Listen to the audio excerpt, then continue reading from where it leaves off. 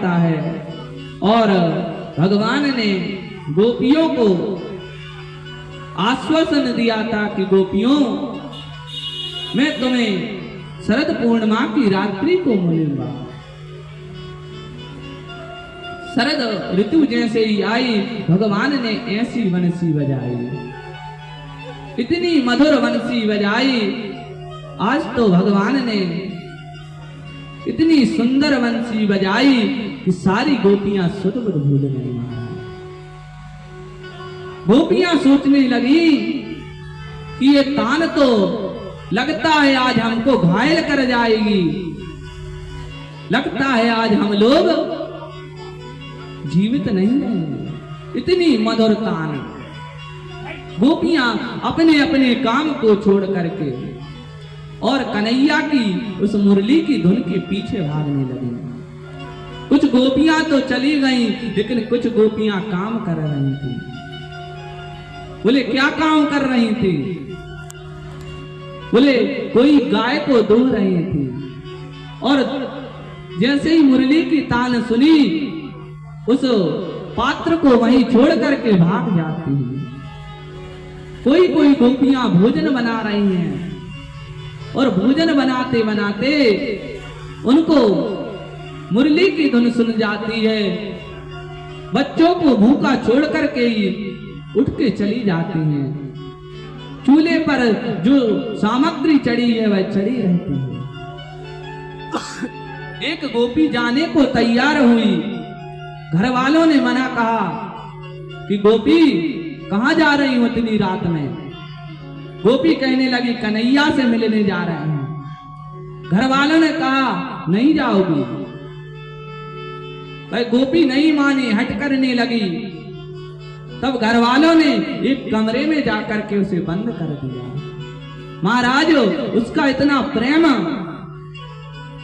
इतना निष्ठावान प्रेम था कि वह शरीर तो वहीं रहा, लेकिन शरीर छोड़ करके भगवान के पास पहुंच गई। जब सारी गोपियां इकट्ठी हो गई, भगवान तो मधुर मधुर मुरली वादन कर रहे थे।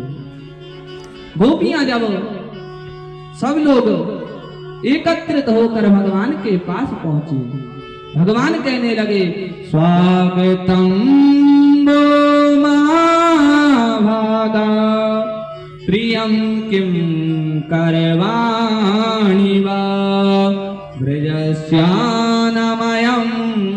कचे ब्रूता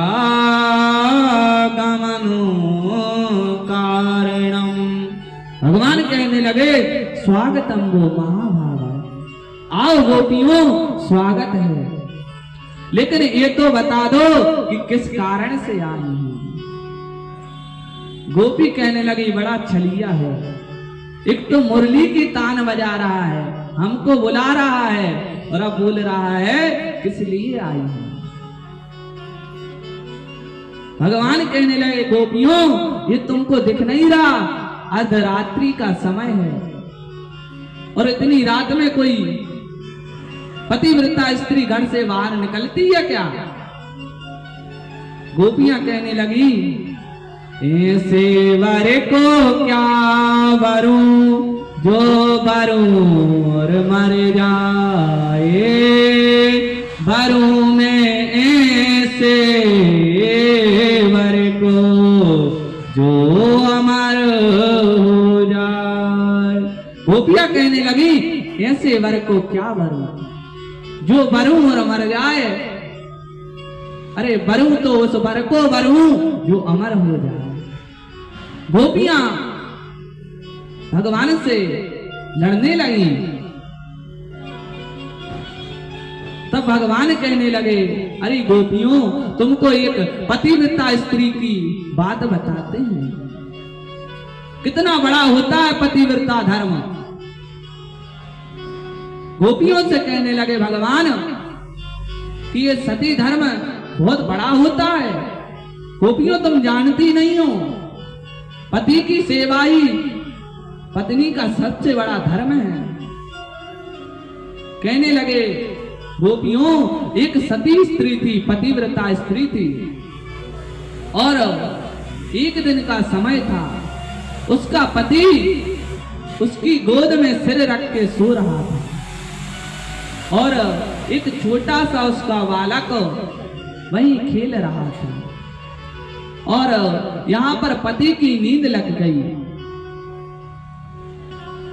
वह बालक भी खेलता खेलता चूल्हे के पास पहुंच गया और चूल्हे के पास पहुंच करके वह बालक अंगारों में जाने लगा।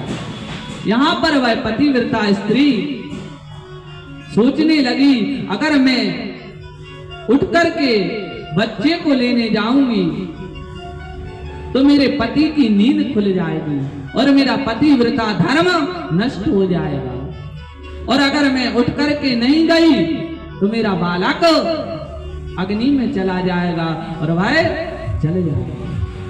अब तो वह दुविधा में पड़ गई, लेकिन उसने कहा कि पतिव्रता धर्म सबसे श्रेष्ठ होता है। देखती रही, वह बालक धीरे धीरे उस चूल्हे के अंदर अंगारों में चला गया। अब यहाँ पर अग्निदेव ने देखा, अग्निदेव ने सोचा, अगर मैंने इसके बालक को जला दिया तो ये मुझे श्राप दे देगी, क्योंकि ये इतनी पतिव्रता है। और अग्निदेव सोचने लगे कि इसका अगर पतिव्रत धर्म नष्ट हो गया तो ये मुझे श्राप दे देगी। अग्निदेव शीतलता को प्राप्त हो गए, वह नन्हा सा बालक खेलता रहा। जब जाकर के पति की नींद खुली और तब उसने उस बालक को उठाया। बोले, इतना बड़ा होता पतिव्रता धर्म गोपियों, तुम जानती नहीं? अरे तुम लौट जाओ। तब गोपियां कहने लगी, कन्हैया हो गई आपकी, अब हम भी कुछ बता दें। भगवान कहने लगे, ठीक है बताओ। बोले, कन्हैया, एक ब्राह्मण पत्नी थी और वह नित्य उसका नियम था कि वह अपने पति के पूजन करती और उनको भोजन पवाती, फिर स्वयं भोजन करती। लेकिन कुछ समय व्यतीत हुआ, उनके यहाँ धन की कमी आ गई। पति को विदेश जाना पड़ा और जब विदेश जाना पड़ा तो पत्नी दुखी हो गई। कहने लगी कि ये प्रभु पतिदेव, एक बात तो मुझे बताओ कि मैं नित्य आपकी पूजन करती और आपको भोजन पवाती, उसके बाद स्वयं भोजन करती। आप विदेश चले जाएंगे, मैं उतने दिन क्या व्रत रखूं? तब पतिदेव ने कहा, नहीं, मैं तुमको अपनी एक फोटो दे दूंगी और तुम फोटो का नित्य पूजन करना, भोग लगाना और स्वयं भोजन पाना। अब वह नित्य उस फोटो का पूजन करती, भोग लगाती और स्वयं भोजन करती। एक दिन वह पूजन कर रही थी, उसी समय उसका पति आया और गेट खटखटाने लगा।